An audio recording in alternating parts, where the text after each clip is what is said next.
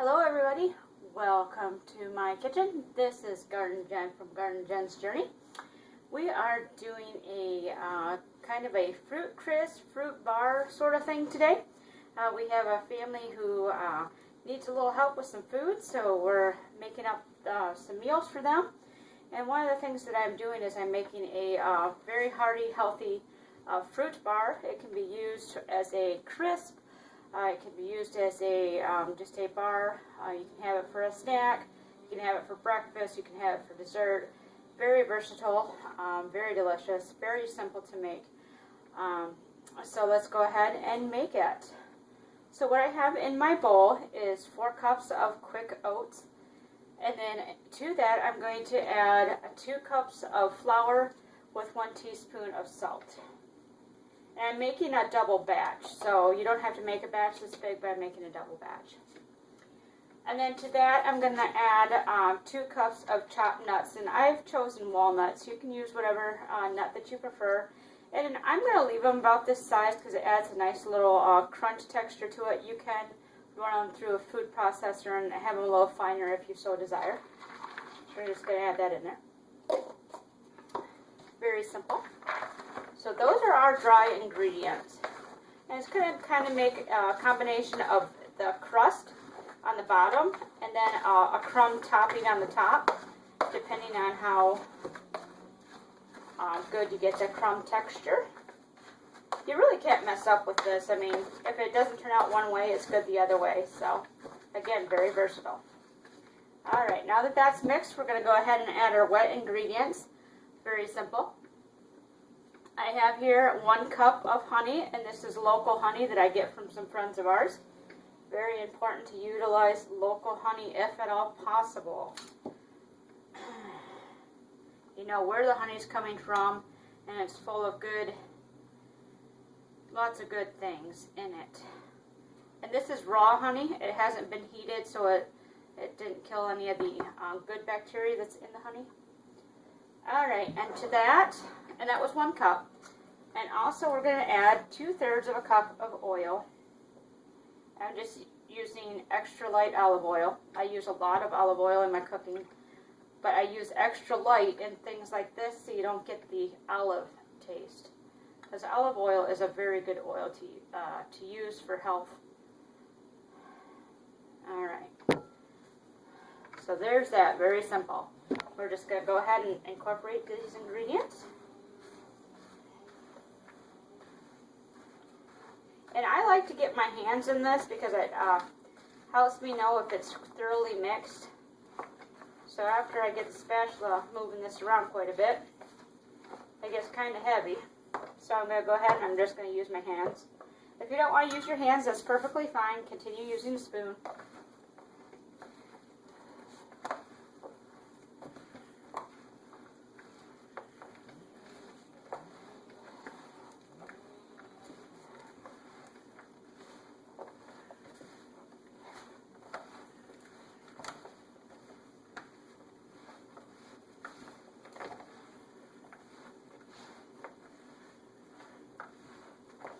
Almost there. You don't want to overwork it. You don't want to get it like really tough or anything.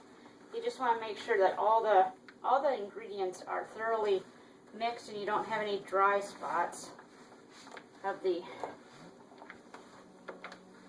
mixture. Alright. Alright, that looks really good. Got that nice and mixed. So I'm going to go ahead and wash my hands, and then I'll bring you back and I'll show you what we do next. Okay, so welcome back. We're going to go ahead and put this in the pan and show you how this dessert comes up. Again, it's really easy to do. I've taken some 9x13 pans.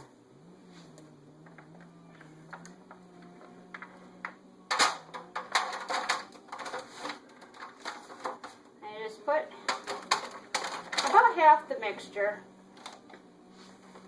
into the bottom and kind of press it in there.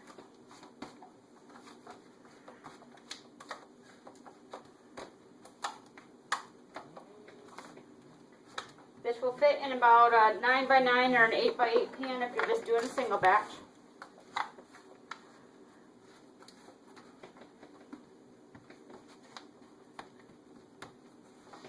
Alright.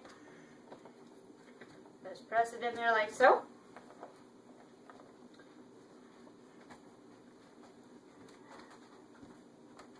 Alright, so we have a nice crust bottom going on there. And to that, we're going to add our fruit filling. Okay, so I'm going to add the pie filling to our base here.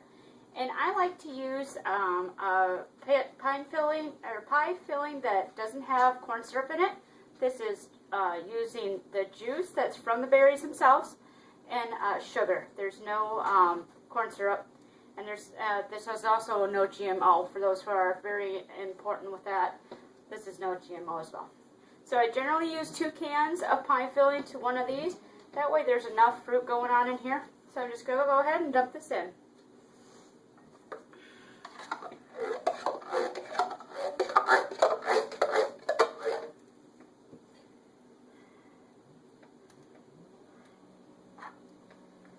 And if you wanted to do just like a bar, you could just spread this out really thin and put the top on it, and you would have more of a bar. But I'm trying to do more of a crisp, so I'm going to add the other can to this. That way there's a lot of fruit going on in this.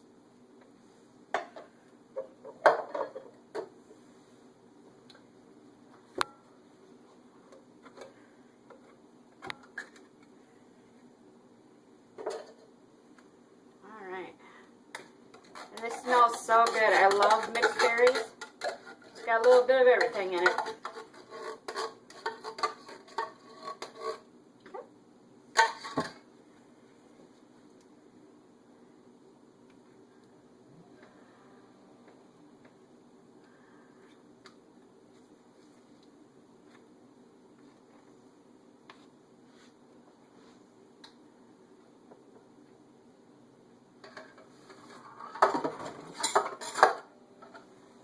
Alright, so that one is done.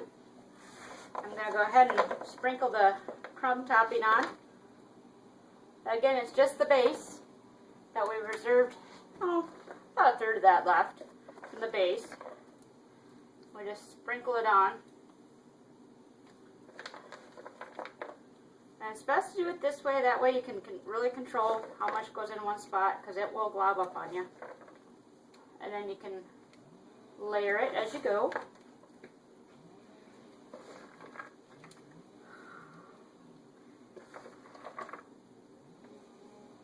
Alright. Doesn't that look delicious? It's not even baked yet. Okay, so this is going to go into a 350-degree oven for about half an hour until the top is nice and golden brown and it's all bubbly.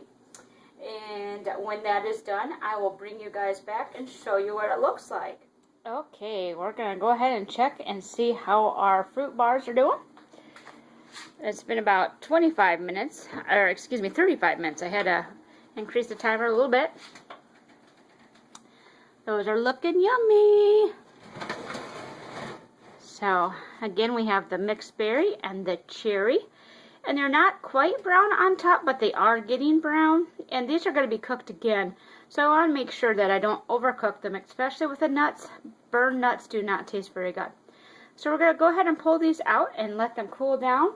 And then I will put some tin foil on them and take them to our friends.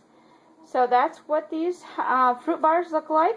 And they sure taste good. If you want to serve them right away, make sure you let them cool about half an hour or so that you don't get burned by the fruit, because it will burn you. So thank you so much for watching. I hope that this whets your appetite and you want to try something delicious like this. These are just simply fruit bar squares. Thank you so much for watching, everybody. This is Garden Jen from Garden Jen's Journey. Bye-bye.